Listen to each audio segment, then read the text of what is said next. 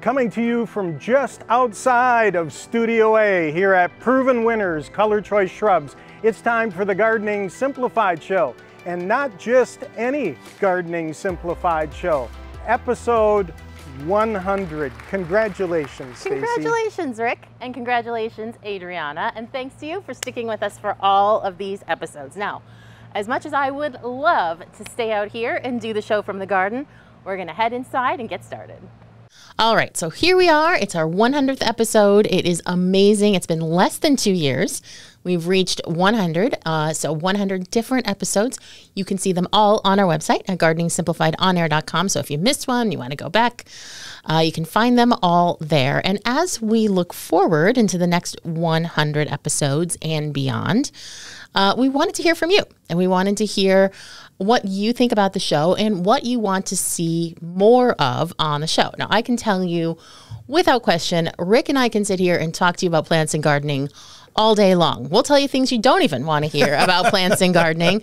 But that's what, the whole point of the show is you, and is the show serving you and helping you become a better gardener and serve your needs in the garden and with plants. So we would like to invite you to fill out the survey. It will be linked on our website at gardeningsimplifiedonair.com, as well as in the comments on our YouTube, or in the caption on our YouTube video.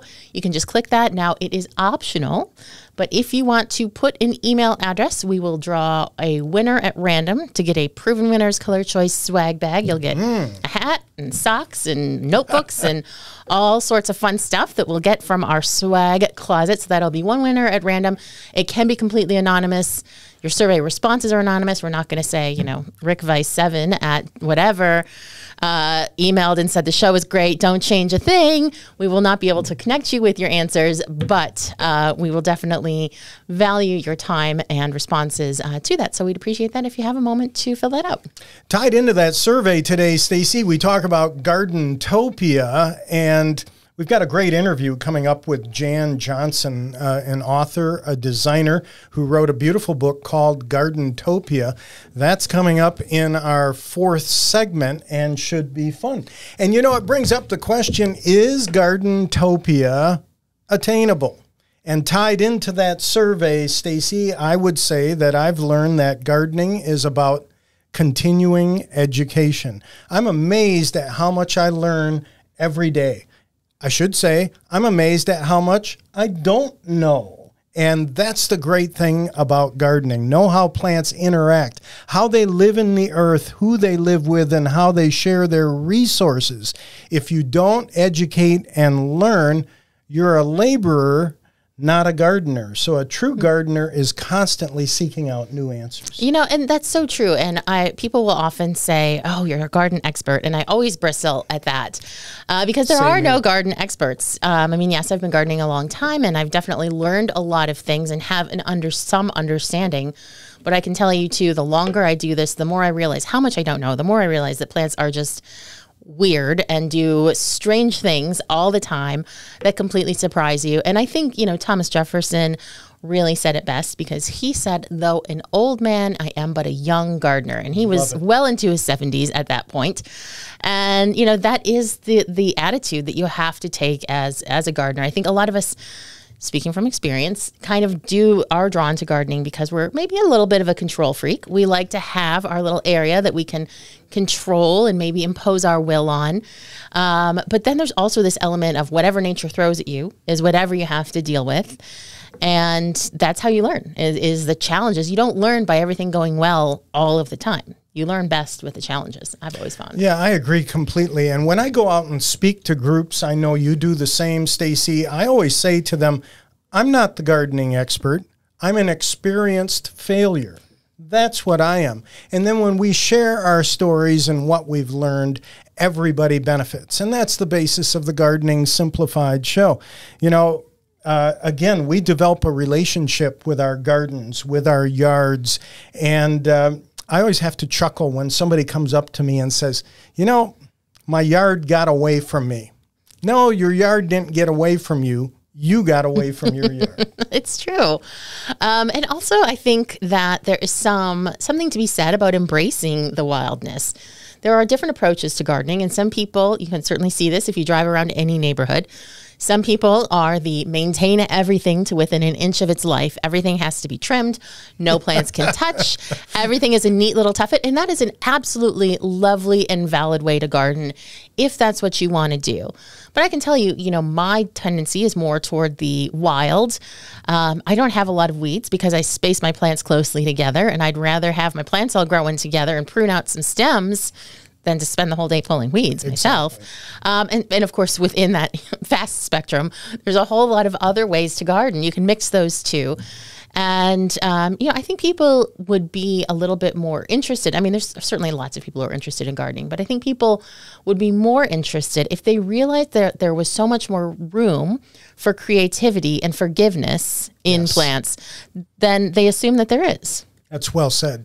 And also, forgiveness on not being able to pronounce plant names. Now, for episode 100 here, Stacy, it's always a privilege to be able to sit next to you and do this show. Your knowledge is amazing, and your ability to pronounce botanical names blows me away. So I thought for show number 100, I'd write a limerick for you called Liberties with Language. Ooh, I like it. Today we are turning 100. Where'd the time go? I wondered. It's been a successful run. Time flies. We're having fun. Lots of Latin names I've blundered. Thanks for listening and viewing. Our commitment we're renewing. Botanical names can aghast. So just say them really fast. Then pretend you know what you're doing. That's my approach. I like, it's a valid approach. There is nothing wrong with that. And, I've said it on the show, and I will continue to say it, and that is that a scientific name is a great thing to know because it is universal. So if you were in another country at a botanical garden, you would be able to know what plant you were looking at. But at the end of the day, plant names serve primarily to get you what you want at the garden center. And as long as you are walking out with the plant that you wanted, and hopefully a few more additional new friends to get to know, that's all that matters. Whether or not you pronounce it, quote unquote, correctly, is really, people will think, oh, Stacy, she's such a, she's just so up on grammar and you have to say things right. And that's not true at all. For many, many years, I actually said hydrangea macrophylla, macrophylla. And someone said, why are you saying macrophylla? You don't say chlorophyll. And I said, you're right. Those are the same root words, like the PHYLL. And that's when I realized it's just about consistency. So make up your mind how you're going to pronounce stuff. Try to interpret that consistently over all different parts of speech. Easier said than done, probably. But I leave plenty of room for forgiveness when it comes to plant names out there. I'll be consistent and just say them really fast. That's what I'm going to do. So, Stacy, we've had a lot of great topics through the first 100 episodes. Of course, people have enjoyed us walking through the trial garden plants of the year, pruning specimen plants. I was amazed at how vines and clematis or clematis was such a popular topic. But again, to reiterate, I'm interested in hearing from our listeners, from our viewers who make this show, the topics that you're interested in, because yes, 100 episodes, but Stacy, I think we've just scratched the surface. We have, and there's always so much more to talk about, new topics, as well as revisiting old topics with new context. Because, if we do a spring pruning show, that's going to have a very different kind of context and lean than if we were to do a fall pruning show or a winter pruning show. And so, things never really get old. And here's the other thing, especially if you are a gardener who is very much still learning, as we mostly all are, it doesn't hurt to have things repeated a little bit to remind you and bring it back to top of mind. Absolutely. So today we'll talk about Gardentopia. Is it attainable? A great interview coming up in our fourth segment. I like plants that celebrate the seasons, that give 3 or 4 seasons of interest, plants that are foundational, plants that put on a show, plants that are low maintenance, enjoyed by wildlife, nativars like proven winners, color choice shrubs, berry poppins, winterberry, or Brandywine, viburnum, and then, of course, one of our best topics during the 100 shows was layering plants and positioning plants. That's a hot topic, Stacy. It's a hot topic, and, that is one where I think a lot of people, and I talked about it on the episode, people think there's a right answer. People think that there are these formulas and you can't veer out of them, but I can tell you that even the most talented garden designers out there who make it look easy, they have not always gotten it right. They finally got it right. And we all, keep experimenting. And I think that's really the key, is to keep a critical eye and give yourself room to not necessarily make mistakes, but to do things that maybe don't work out. And then you can almost always, short of planting like an oak tree, you can almost always move things and change your mind. One of the favorite topics on the Gardening Simplified show is the second segment, Plants on Trial, and we can tap into Stacy's knowledge of plants, and that's coming up next here on our 100th episode. We'll see what plants Stacy has to share with us. That's coming up next here on the Gardening Simplified show. Greetings, gardening friends. For the 100th time, it is my pleasure to talk to you about Plants on Trial, which is where we take a plant, one of the 320 plus proven winners color choice shrubs, and tell you all about it, and you decide if you're going to put it in your garden. But before we get there, the bigger question, is Gardentopia possible? Now, of course, I believe absolutely it is. It certainly is happening for me. My garden, honestly, just looks so amazing right now. It is unequivocally a late July garden, just by virtue of the plants that I have in it. Late July, early August, late midsummer garden. And everything is just so grown in. I can't see my neighbors anymore because, my big Silphium cup plants are 10 feet tall. And, everything is just lush and wonderful and full. And for me, that is Gardentopia. That feeling of just sort of being surrounded by this paradise of, diversity of plants, diversity of insects, birds, baby bunnies that are so cute. I have a set of 2 living in the garden right now, which are adorable. And, they help you rabbit-proof your garden, because you're not going to be able to have a garden long if you've got a pair of baby bunnies and they eat everything.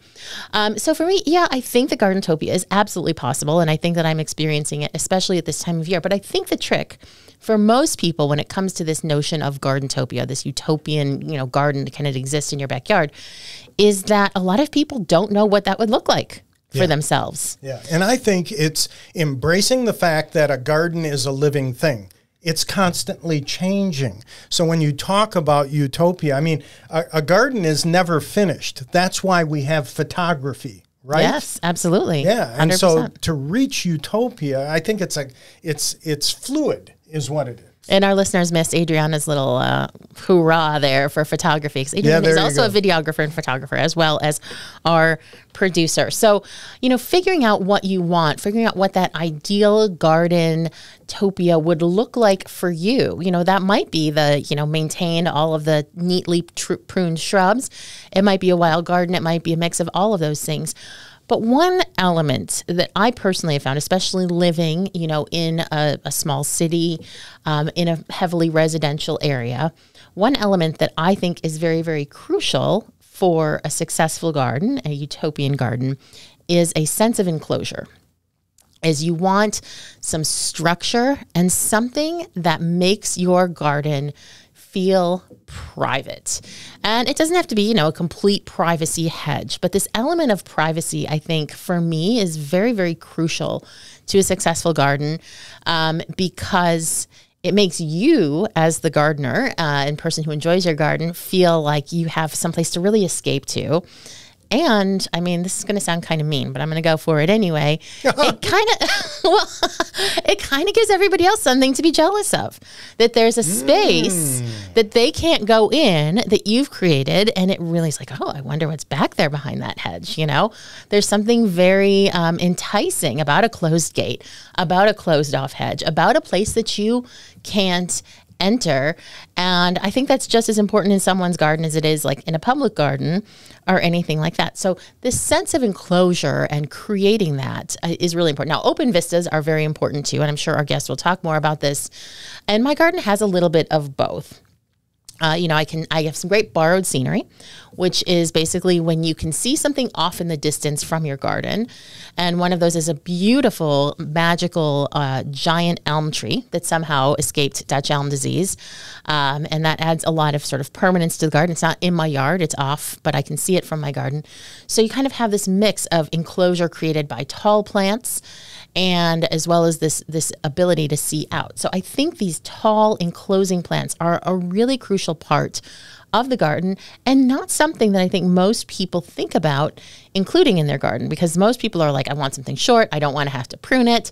They're thinking more about just things framing the window or again, being very neat and tidy. And these taller plants that provide that enclosure are really, really crucial. Now, for most people, if they're talking about a privacy hedge, an enclosure of some sort, some way to kind of screen off a view or to protect, to create your own little protected area, the number one plant most people think of, arborvitae, right? Sure. I mean, absolutely. It's kind of the go-to hedge plant, and for good reasons. It's fast growing.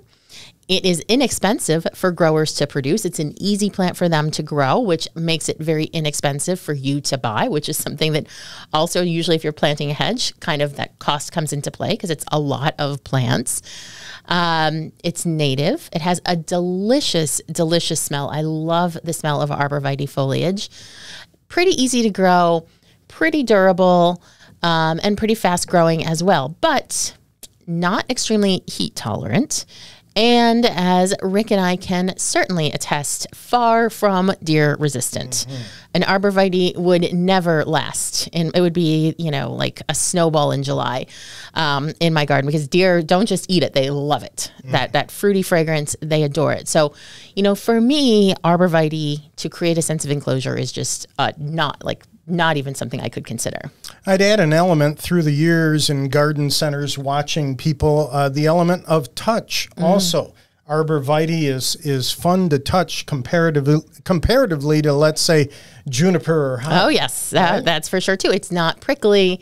It has a nice kind of smooth, waxy looking leaf. But again, not all of us have arborvitae as an option for creating that sense of enclosure or screening off an unsightly view. And another important aspect of this is you're creating your Gardentopia and blammo, there's your air conditioner.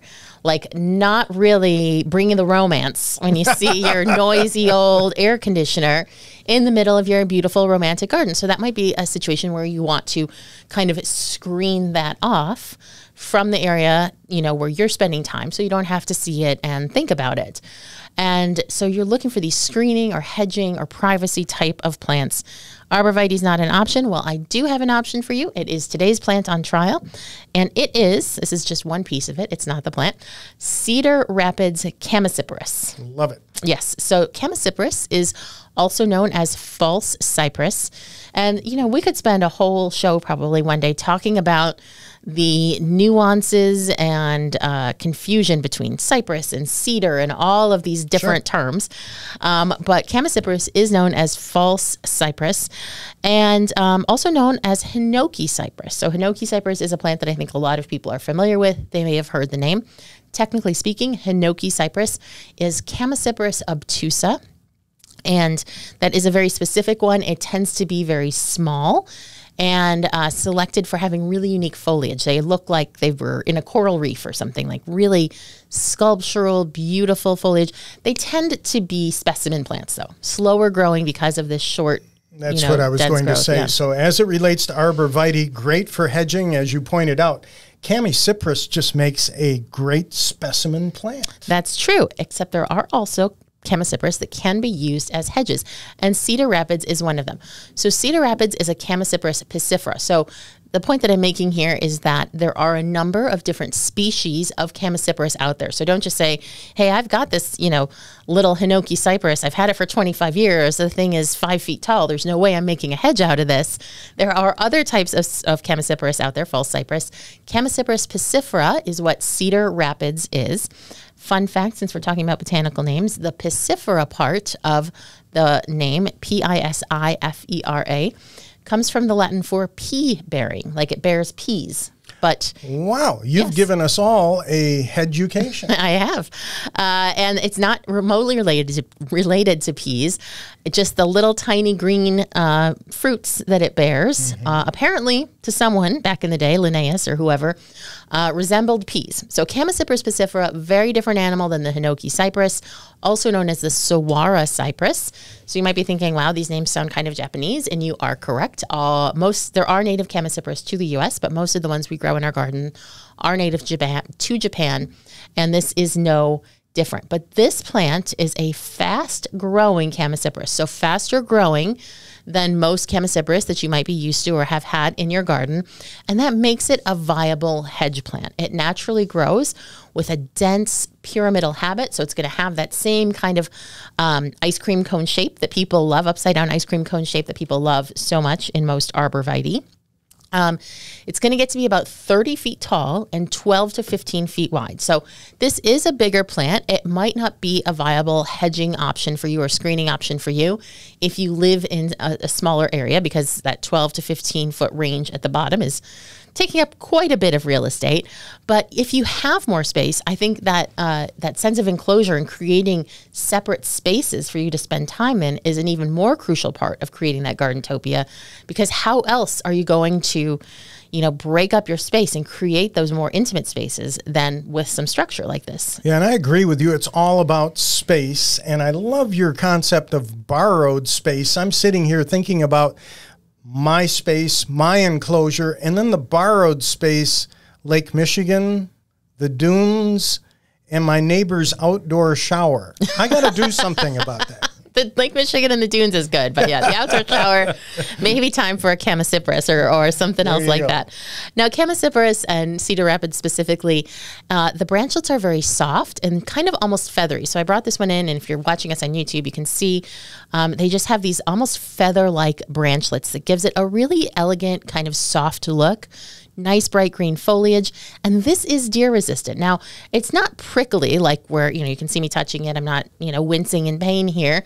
Tiny bit of prickliness on it, but overall, Chamaecyparis is a great deer resistant alternative to arborvitae, and it's a bit more heat tolerant as well. This can easily grow up to USDA zone 8, a little less hardy. We're looking at USDA zone 4 on this, whereas most arborvitaes are down to USDA zone 3. Did you touch it? It's nice and soft. Oh yeah. Yeah. So wonderful. A really, really nice choice. And I think it's just good for people to know that, when it comes to this, you don't just have to throw up your hands and say, I can't grow arborvitae. I don't know what I'll do. I guess I'll just have to invest in a really expensive wall or something like that.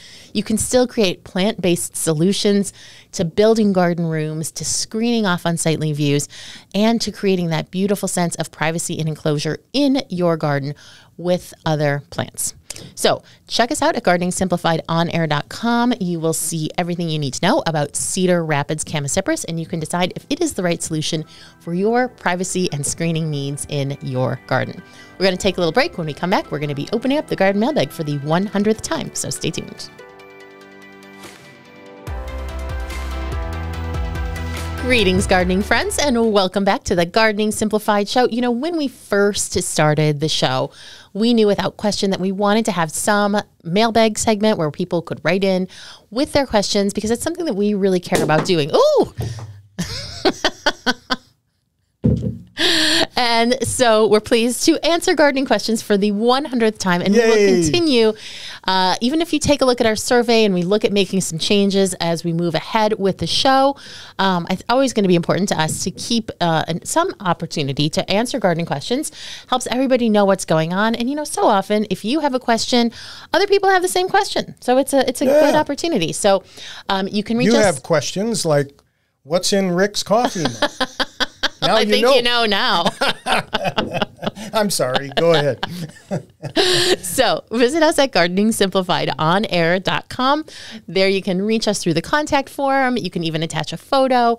And then you can also find a link to our survey, which you can take and fill out with your thoughts on the future of the show, as well as what you've liked so far. And if you would like, be entered to win a Proven Winners Color Choice swag package. I just love that, Stacy, because we'd love to hear what you have to say, or if you have thoughts or topics, boy, let us hear about it. Yeah, we love hearing about it. And you were sharing with me an interesting idea from a listener, Marv, with his tomatoes. Yeah, Marv sent us some pictures. You're seeing it on YouTube, or you can go to our website, gardeningsimplifiedonair.com. Marv doing a great job with his tomatoes, and a great photo of how he pairs basil with his tomatoes. He grows basil at the base. I have always said that it is basil instinct to grow basil in close proximity to tomato plants because the tomatoes will taste better. I have no scientific evidence for that, but I believe it. Well, it's convenient in any case to have the basil and I tomato. don't think you believe it either. There's no evidence, but it doesn't hurt, and it does look great together. And then, when you're harvesting your peak tomatoes for that, ensalada caprese at the end of summer, the basil's right there. Now, what's interesting to me is that Marv is growing a little leaf basil. I feel like most people grow the bigger leaf basils, but he's growing a little leaf basil, sometimes called box basil, sometimes called Greek basil, and that's the main basil that he has. So that's an interesting take as well. It gives it kind of a more formal look, but it's very, very pretty. It's beautiful. It's beautiful. Michael writes to us, this Bollywood variegated azalea has been in the ground a few years. It is a great little azalea with awesome showstopper blooms in the spring. My concern is that it appears to have a girdling root.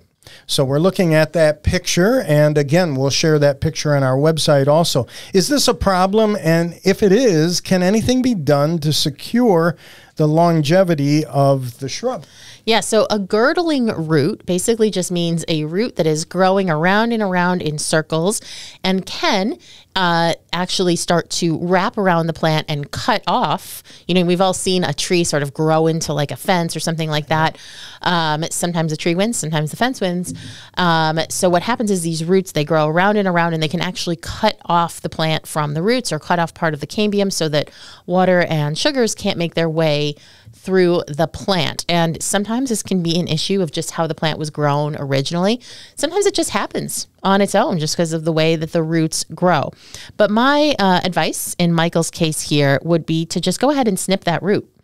You can see in the photo, it is a rather larger root. And azaleas overall are pretty sensitive to anything going on with the roots. They're shallow rooted. But, I think you do obviously love this plant. It's a nice established specimen. I think that just snipping that root, like right where it starts to cross over the other root, because all of this is happening above ground. So that's why Michael can tell.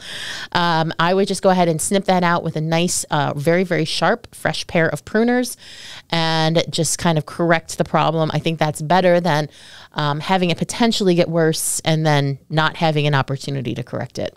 I would agree with clipping the root. If push comes to shovel, I would suggest doing it in fall. Of course, fall, because the soil's nice and warm and there's no stress on the plant, roots can redevelop at that time of the year. Not that that's critical. I'm just saying from my experience, that's probably when I would do it. Yeah, I think you're right. And the timing is obviously perfect because here we are at the height of summer. Fall would be perfect, again, because the plant's already going dormant. It's still going to have plenty of all of that root growth time in the fall. So I would go ahead and snip that out. If this were a tree, it would maybe be a little bit different. That wouldn't be quite as straightforward. But since this is a small shrub, I would say do that before it gets worse, and the plant, should be okay. Stacy, you loved some beautiful pictures that Rebecca sent to us, photos of an area where she's been hiking for years, and then all of a sudden that area is covered in mysterious flowers. Right. And now so when you sent these pictures to me, I immediately knew what the plant was. But when I looked through the photos that Rebecca sent, I can see how it would be pretty freaky because this plant is absolutely carpeting this area. And so you can look at the photo on YouTube or on our website at gardeningsimplifiedonair.com. But just if you are in the car or whatever listening, it's a forest here in Michigan, and there is all over, literally thousands of these flowers coming up on, say, maybe a 12-inch stem, little ball starburst flower, maybe about the size of a quarter. They look like alliums. They look like alliums. Mm-hmm. They also could look like an aurelia, which was one of the first things, which one is one of the first things I thought, but then I thought, no, I know exactly what this is. Absolutely carpeting the ground. I mean, literally thousands of them. I have never seen a site like this in my life. And what it is ramps. Yeah. Yum, yum. Yeah, ramps. So if you're familiar with ramps, they are a native allium family member, so a native onion relative. They come out in spring with beautiful, broad leaves and a purple stem. They will give you, be forewarned, the worst onion breath you've ever had in your life, but it is more than worth it because they have such a unique and delicious flavor. And most people only think about ramps in spring when you would actually harvest them or see them abundantly, especially in moister woods. So not so much dry woods, but in moister woods, you'll see them. Most people never see them flower because ramps flower what is known in horticulture as naked.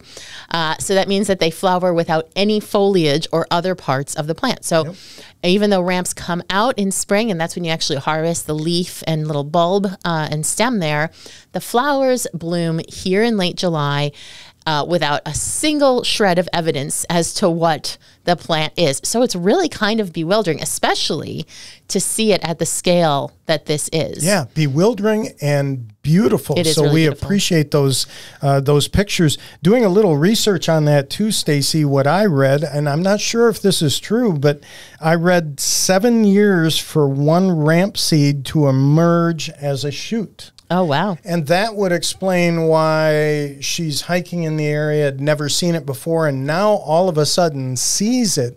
Ramps can be quite expensive. They're a delicacy, and they can also be over-foraged, Yes, so to speak. absolutely. They can definitely be over-foraged.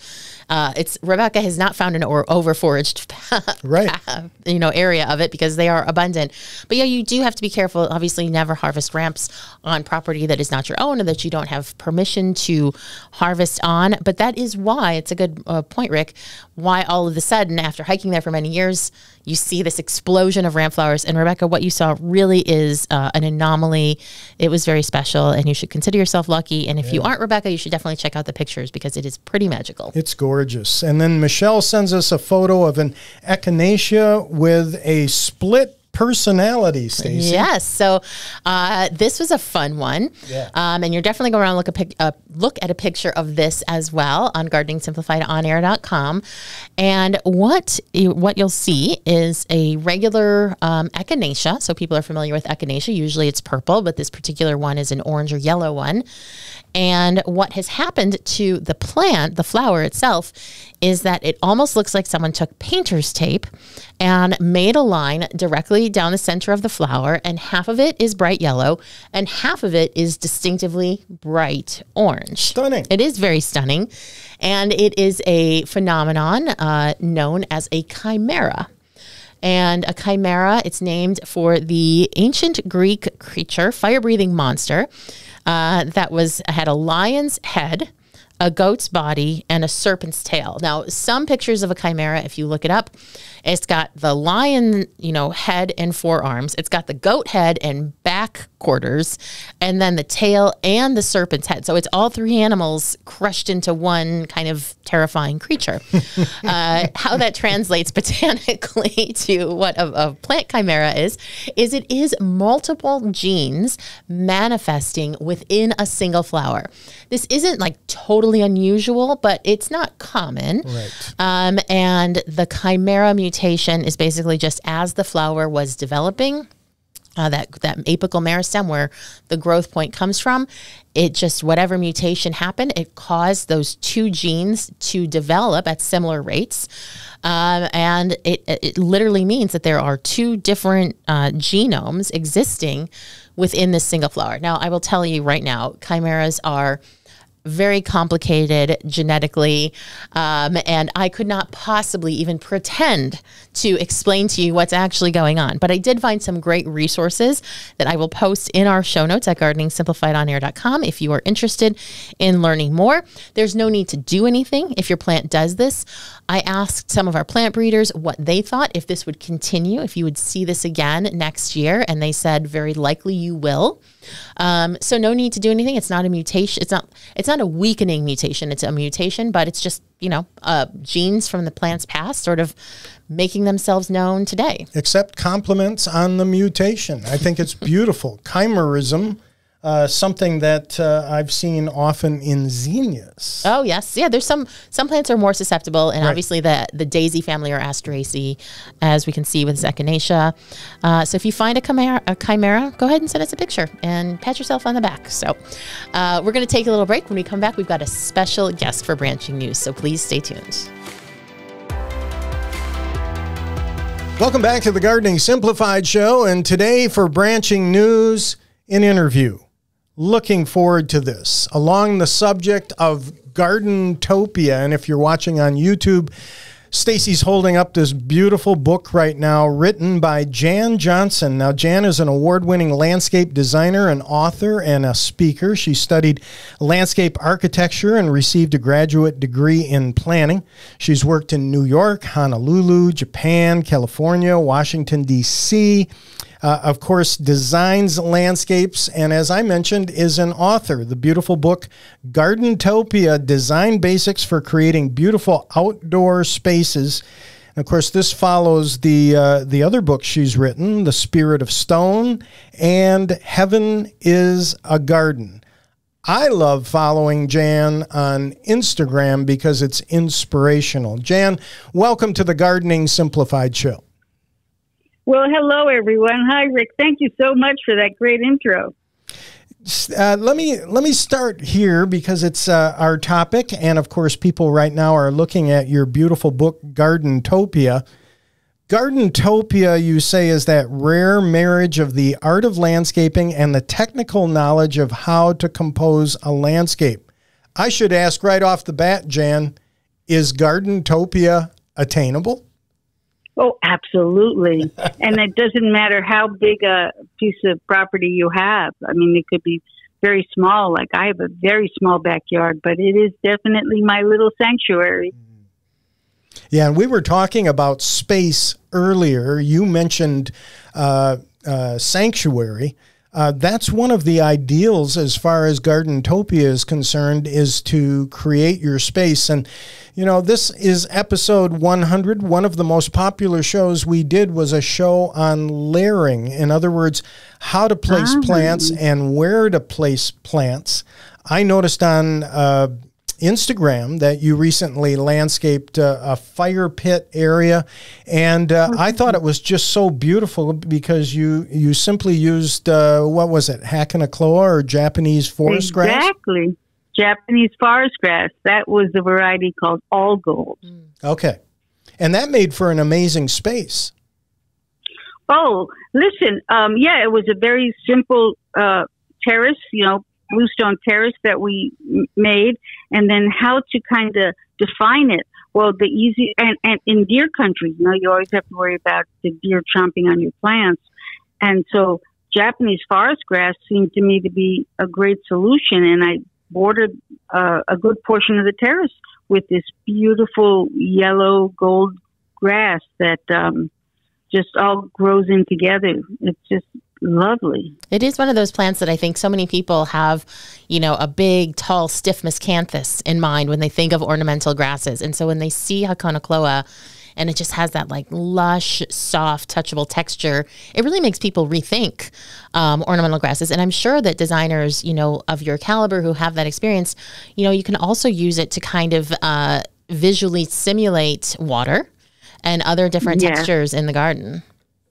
Yes, and it's also really good for erosion control. You can, because like you were saying, it has that soft kind of moundy look to it, which is so great. And so it works really well on a slope because, you know, you're not looking up at a stem necessarily. You're just looking at all these soft blades bending over. Yeah, it's really wonderful. We're chatting with designer and author Jan Johnson, her beautiful book, Gardentopia. And you mentioned, Jan, okay, so Gardentopia is attainable. In looking at your blog, I was interested in this quote: that rare moment of reconnection can become more prevalent in your life if you take the time to notice the natural world. Just as a wine connoisseur relishes that first sip on their tongue, you can learn to savor a flower, a rock, or even a breeze. Isn't that so lovely? And it's so true, isn't it? Mm-hmm. Absolutely. I mean, people just have to stop and be observant and just notice, in my opinion, how amazing nature is.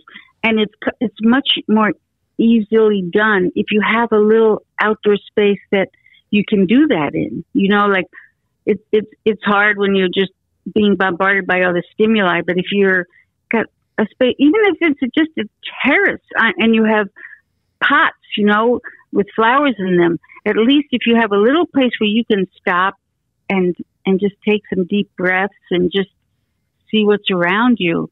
I find that people, once they learn to appreciate a flower or a texture of a plant or something like that, it never leaves them. You know, I appreciate that. And Jan, you call them stop time moments. Of course, I've done years of radio, and I was always taught to create what we call driveway moments, where you sit in the car and you're not going to leave the car because you're really listening to what's being said on that show. But stop time moments, how do we create stop time moments in our landscapes? Yeah, so I guess I should explain what that means. I certainly understand driveway moments. I have done that so often, where you sit in the car because you want to keep hearing the podcast or whatever you're listening to. You just sit there for 15 more minutes. I've done that. But I guess what it is that we're, and I write this, I think of myself, you know, I'm always rushing from here to there, get things done, whatever.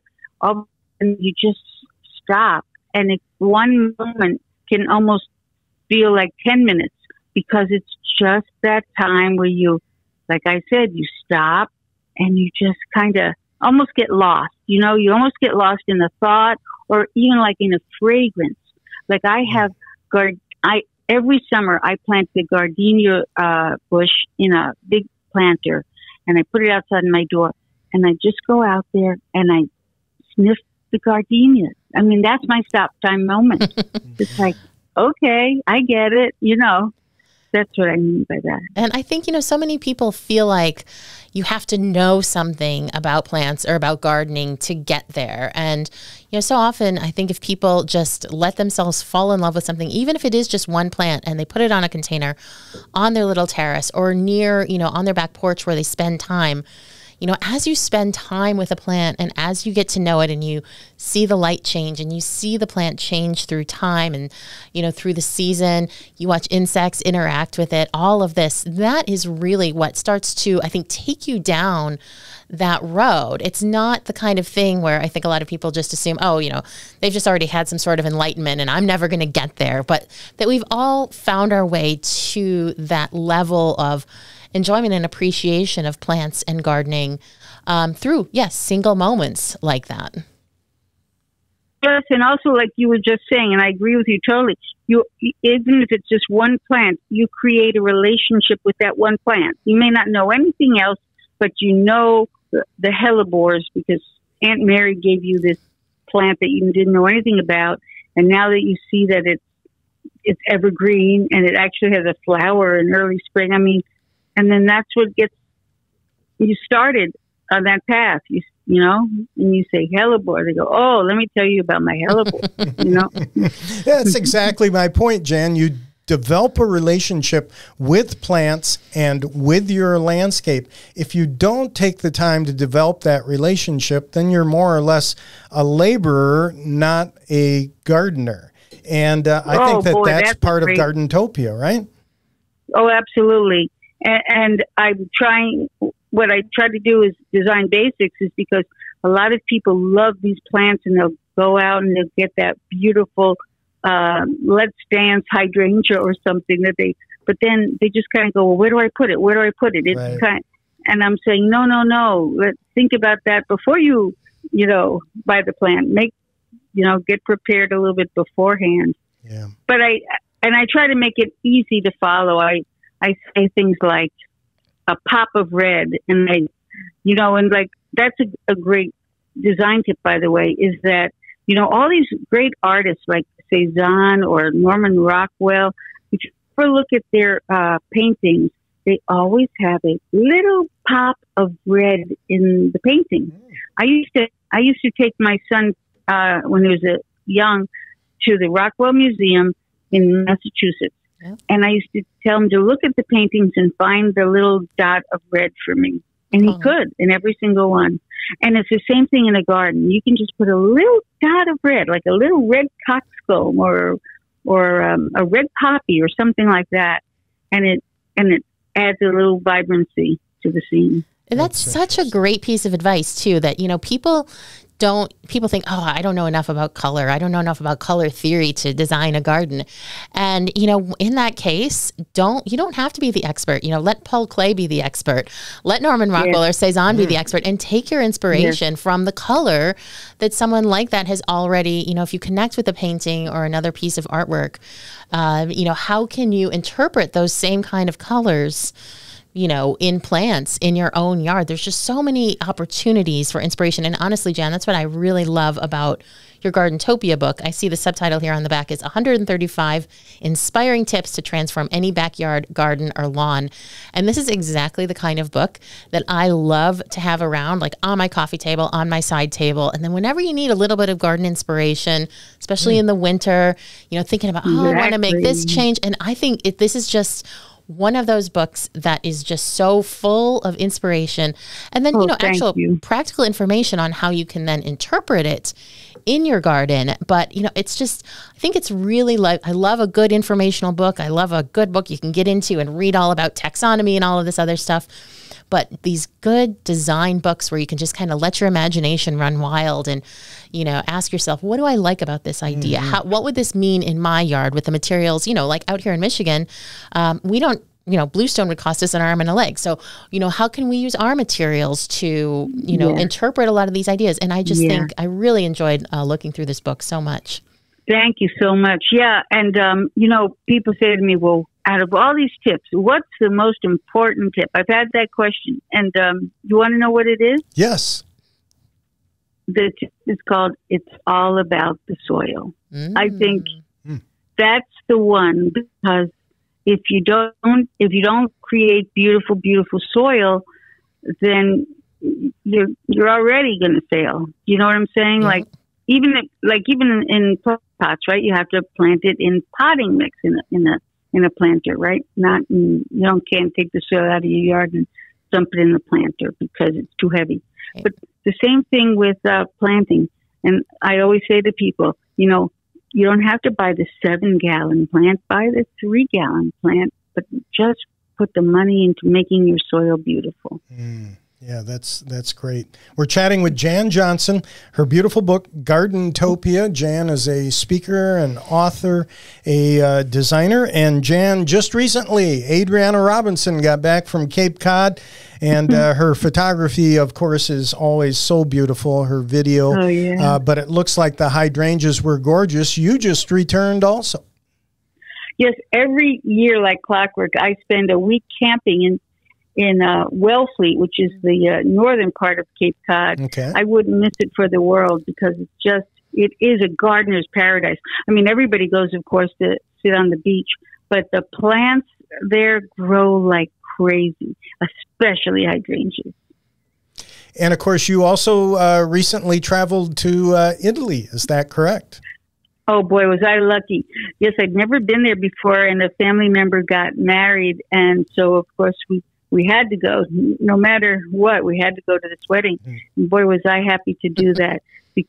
Renaissance gardens are something unusual, right? Not, with all their statuary and everything, but they knew how to use design techniques like nobody else. I mean, we're still learning from them.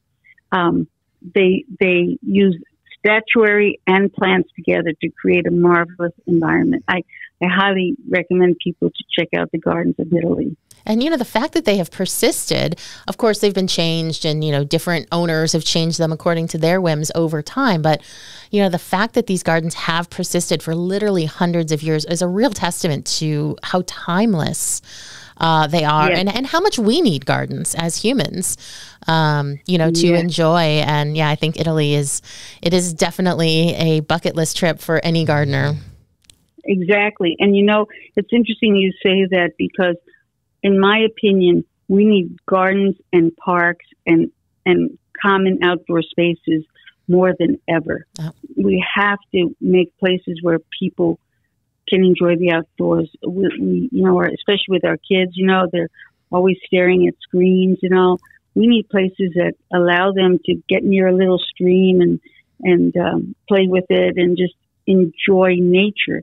And if nature's not nearby, then we have to create it in some form or other. That I feel so strongly about that. I love that. Well, Jan, your work has been featured in many publications, and you have more than 40 years of experience. You own New York-based Johnson Landscapes and Pools.